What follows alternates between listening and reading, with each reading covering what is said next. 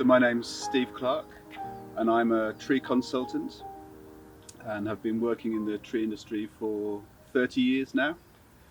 And before that I studied as an environmental scientist, so my love of the outdoors and the environment and the trees goes right back to my childhood. And I now work helping Weston Town Council manage their tree stock, and this tree walk is an introduction to the trees in Milton Road Cemetery.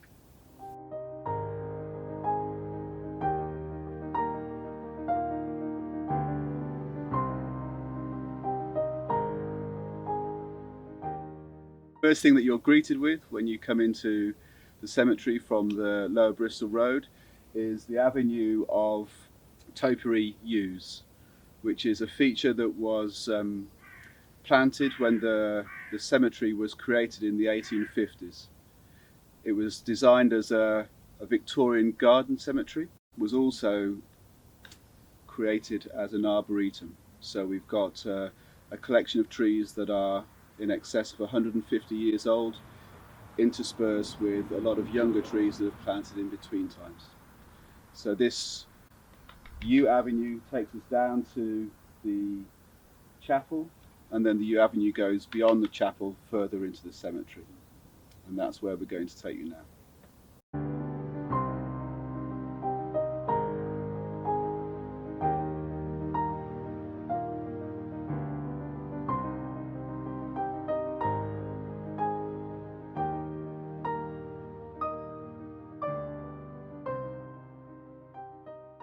So the topiary yews are trimmed every year. You can see we take off this annual growth, and then the trimmings are sent away to be processed to produce Taxol, which is used as a chemotherapy drug.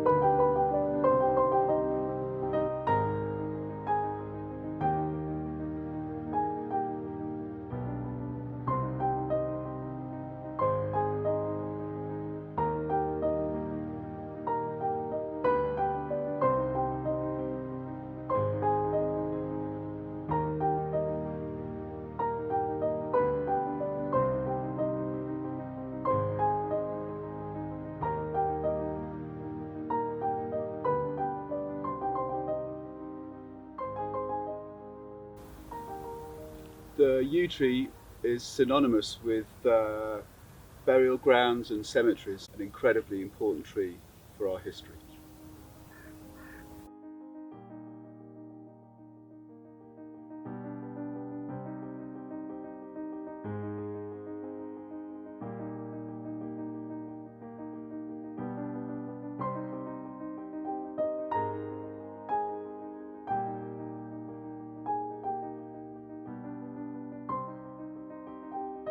Yew trees can grow to become very ancient, some in excess of 1,000 years up to 5,000 years, and as they mature and grow, the centre of the tree dies, so you end up with a deadwood habitat in the centre of the tree, and then you end up with this live growth around the tree that keeps growing for as long as the tree manages to survive.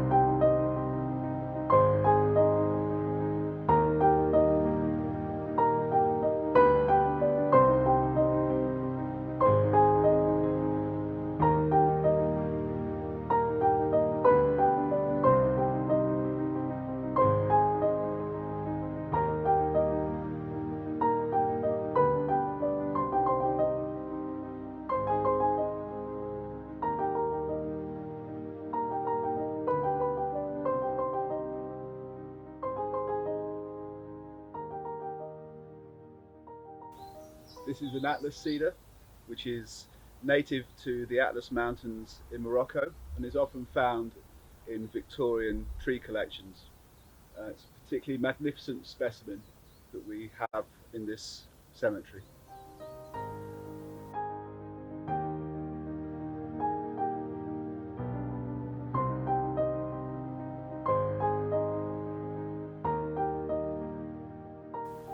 So this is a beautiful old weeping ash, which unfortunately has the beginnings of ash dieback, which is a disease that's spreading through all of the ash population in the country.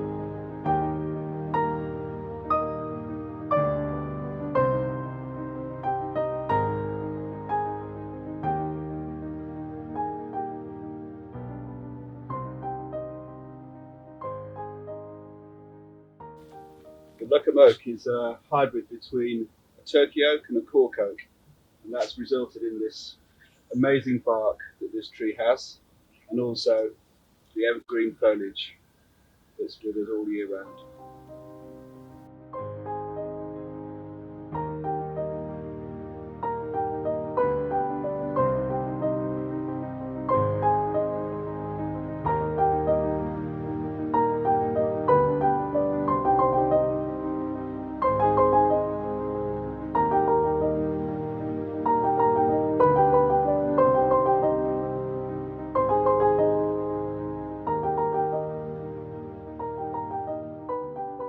Down in the bowl we've got a mixture of ornamental trees that provide spring interest through their blossom and autumn interest through the colour of their leaves. And a lot of these trees are now going into over-maturity. We'll try and keep the trees up for as long as possible, and this is a good example of a red chestnut that's got a disease that you can see in the bark. And recent research has shown that if you replace a single tree, you need 3 young trees, and it takes those 3 young trees 40 years to start producing the same amount of oxygen and sequestering the same amount of carbon as a mature tree that's standing. So with that in mind, we've already started our replanting program, and you can see along the back where the new trees have gone in.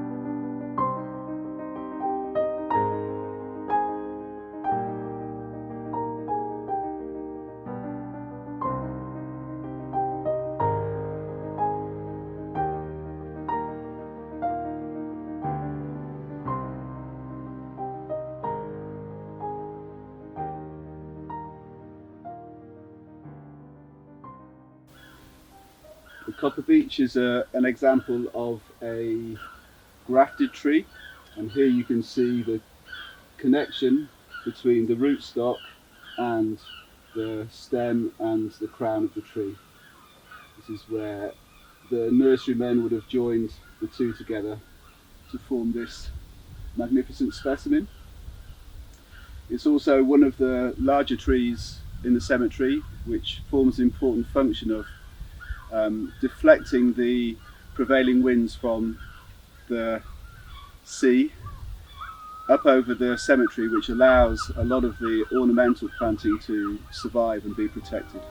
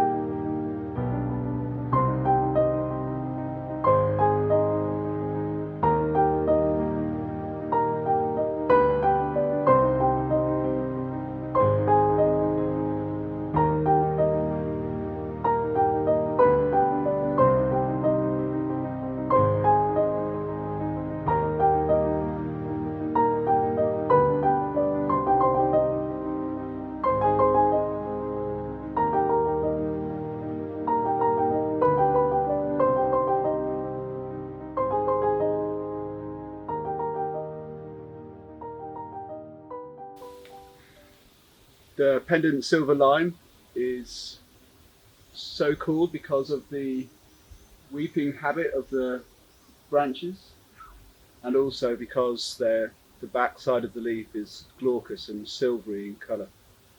This tree offers a lot to the cemetery because it also deflects the saline winds. In the spring, it has amazingly fragrant flowers.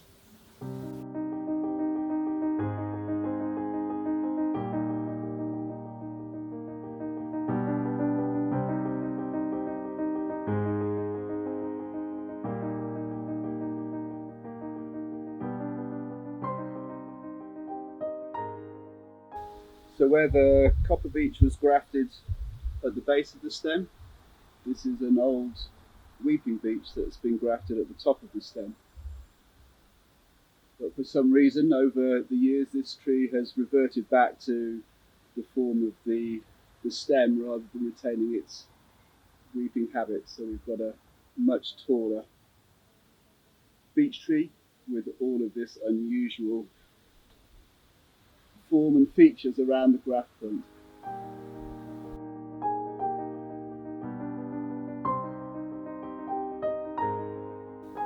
This is a holm oak or holly oak, and it's a tree that we have throughout the cemetery and in other parks around Weston-super-Mare because it's such a robust tree and stands up to the prevailing sea winds.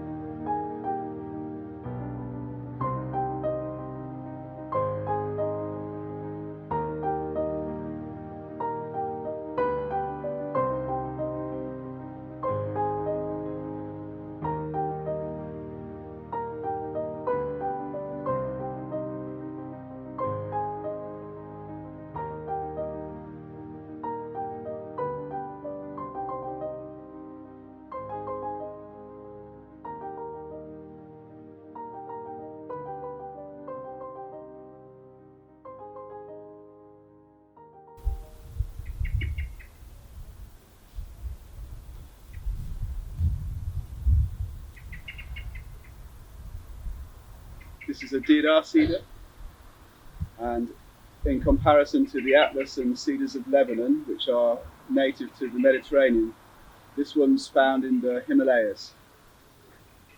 You can tell the difference by the softer nature of its needles and the way that they hang down towards the ground.